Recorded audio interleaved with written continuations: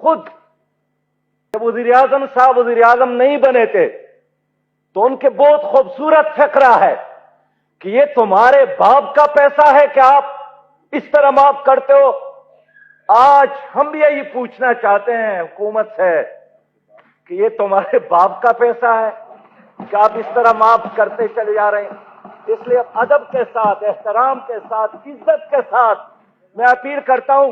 جناب شبلی صاحب بیٹھے ہیں یہاں، انہوں نے اپنے کیبنٹ میں فیصلہ کیا ہے کہ کیوں نہ ایسا قانون سازی کی جائے کہ جو بجلی کا چوری کرے اور بغیر کسی مجسٹریٹ کے فیصلے کے وارنٹ گرفتاری کے اس کو پکڑے. ٹھیک ہے، 2000 کی چوری کرے، بجلی کا بل غربت مجبوری کی وجہ سے بر وقت ادا نہ کرے، آپ کی پولیس بغیر کسی عدالتی کے فیصلے کے نتیجے میں ان کے گھر میں داخل ہو، ان کو پکڑے، یہ تو آپ کی تجویز ہے.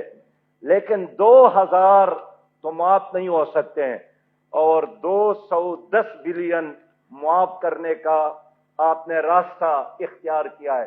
اس لیے میں پھر اپنے اس موقف کو دہراؤں گا کہ اپوزیشن کے ہوتے ہوئے بھی آپ عوام کو ریلیف دینے کے لیے کوئی بھی چیز لائے.